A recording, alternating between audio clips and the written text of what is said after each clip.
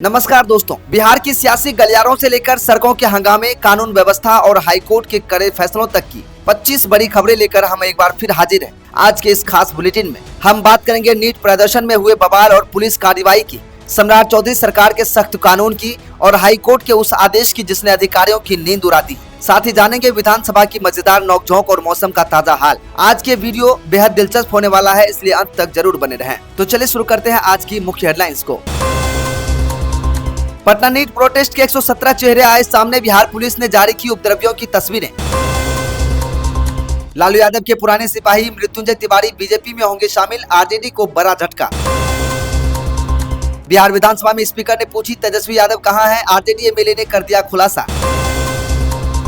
आखिर पटना की सड़कों पर कहां से आई थी बवाली भीड़, एसआईआर से कोई कनेक्शन या कुछ और। बांकीपुर उपचुनाव में ईवीएम और वोट चोरी का भी खेला है, क्या ये वोटिंग से पहले राहुल गांधी और ममता बनर्जी की लाइनें क्यों बोलने लगे प्रशांत किशोर। कटिहार डीएम ऑफिस में पथराव, लाठीचार्ज, मुंगेर में हुंकार, पटना के बाद अब बिहार के दूसरे शहरों में हंगामा। नेपाल की बारिश से गोपालगंज में बाढ़ का खतरा बढ़ा, गंडक नदी उफान पर, कई गांव पानी से घिरे। नीट पर बवाल, पटना के बाजारों पर बुरा हाल, जाम और प्रोटेस्ट से 2 दिन में व्यापारियों को 15 करोड़ का झटका। भरत तिवारी एनकाउंटर मामले पर पटना हाईकोर्ट सख्त, सरकार से मांगा जवाब, सबूत सुरक्षित रखने के निर्देश। बिहार में मानसून फिर हुआ सक्रिय, कई जिलों में भारी बारिश का red alert. BPSC, BSSC, Bihar board हो या नीट, बिहार में हर बार रद्द होती रही परीक्षाएं, देखे कब कब हुई सेंधमारी। अब गाड़ी नहीं नंबर बताएगा रुतबा, बिहार में फैंसी नंबर का बढ़ा क्रेज, 0001 जैसे वीआईपी नंबरों के लिए लाखों की बोली। बिहार विधानसभा में आ गई धक्का मुक्की की नौबत, डाकबंगला पथराव के मुद्दे पर भिड़े पक्ष विपक्ष के विधायक। कच्चे तेल में तेजी से 382 करोड़ का घाटा, रेवेन्यू बढ़कर 24,584 रुपये पर पहुंचा। भोजपुर में थार से चलने वाला ऑफिस अटेंडेंट निकला करोड़पति, आय से 253% अधिक संपत्ति, 3 ठिकानों पर छापा। चलिए अब खबरों को जानते हैं विस्तार से।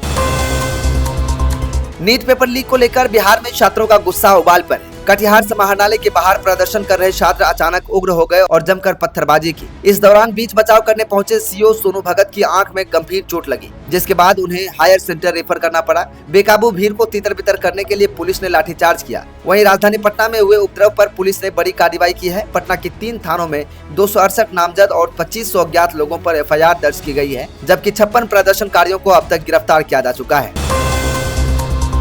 पेपर लीक की घटती साख और माफियाओं के बढ़ते दुस्साहस को रोकने के लिए सम्राट चौधरी सरकार ने ऐतिहासिक फैसला लिया है। अब बिहार में पेपर लीक को सामान्य अपराध नहीं बल्कि संगठित अपराध की श्रेणी में रखा जाएगा। सरकार का मानना है कि आधुनिक तकनीक और फैले हुए नेटवर्क के कारण यह अपराध एक सोचे समझे गिरोह द्वारा किया जा रहा है। नए और कड़े कानूनी प्रावधानों के लागू होने से न केवल दोषियों को सख्त सजा मिलेगी, बल्कि प्रतियोगी परीक्षाओं की पारदर्शिता भी बहाल होगी। सरकार के इस कदम से अब पेपर लीक माफियाओं पर नकेल कसना तय माना जा रहा है। बिहार के चर्चित भरत तिवारी एनकाउंटर मामले में पटना हाईकोर्ट ने सख्त रुख अपनाते हुए निष्पक्ष जांच के आदेश दिए हैं। अदालत ने बिहार सरकार को अपना पक्ष रखने के लिए 3 हफ्ते का समय दिया है। इसके साथ ही कोर्ट ने हमले से जुड़े सभी अहम साक्ष्यों जैसे घटना स्थल की CCTV footage, call detail record, police कर्मियों के body camera footage, wireless log और पोस्टमार्टम रिपोर्ट को तत्काल सीज और सुरक्षित रखने का निर्देश दिया है। मामले की अगली सुनवाई 28 अगस्त 2026 को होगी। कोर्ट का मानना है कि साक्ष्यों की सुरक्षा ही न्याय की पहली सीढ़ी है। नीट पेपर लीक और दिल्ली में छात्रों पर हुए लाठीचार्ज के विरोध में बिहार के कई जिलों में उग्र प्रदर्शन जारी है। बेगूसराय में हजारों छात्रों और वाम दलों के कार्यकर्ताओं ने जीडी कॉलेज से जुलूस निकालकर कलेक्ट्रेट का घेराव किया। प्रदर्शनकारियों ने केंद्रीय शिक्षा मंत्री के इस्तीफे की मांग करते हुए कहा कि पेपर लीक से अब तक कई युवाओं का भविष्य बर्बाद हो चुका है। कटिहार से लेकर बेगूसराय तक हालात को संभालने के लिए दंगा निरोधी पुलिस बल तैनात किया गया है।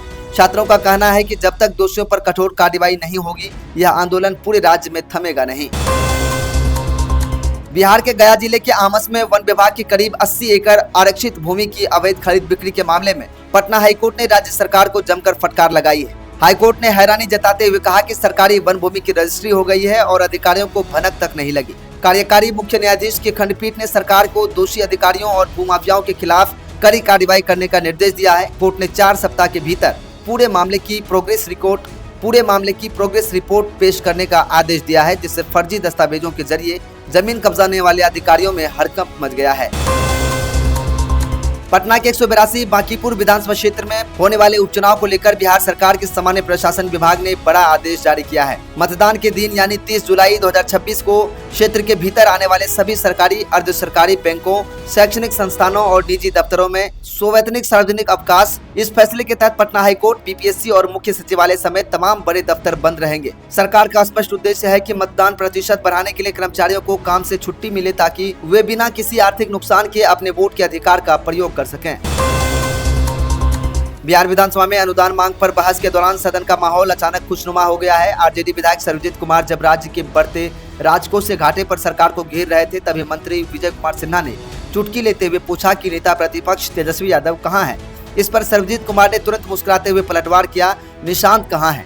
इस जवाब पर पूरा सदन ठहाकों से गूंज उठा। विजय सिन्हा ने माहौल संभालते हुए कहा कि उन्हें तेजस्वी के स्वास्थ्य की चिंता रहती है। इस हल्की फुल्की नोकझोंक ने गंभीर बहस के बीच सदस्यों के चेहरे पर मुस्कान बिखेर दी।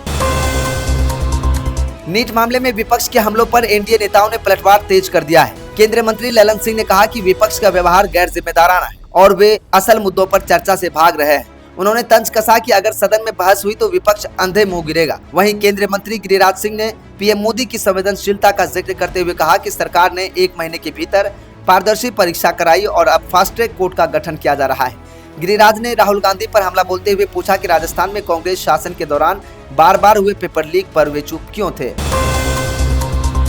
बेगूसराय के 16 सरकारी स्कूलों के प्रधानाध्यापकों पर गाज गिरी है। शैक्षणिक परिभ्रमण के योजना के बजट वाउचर में गड़बड़ी पाए जाने पर डीपीओ स्थापना ने इन सभी हेडमास्टर से स्पष्टीकरण मांगा है। महालेखाकार की ऑडिट रिपोर्ट में खुलासा हुआ है कि राशि निर्गत होने से पहले ही पुराने फर्जी वाउचर जमा कर दिए गए थे। विभाग ने इसे गंभीर वित्तीय अनियमितता मानते हुए पूछा है कि आखिर किन परिस्थितियों में पुराने बिल लगाए गए।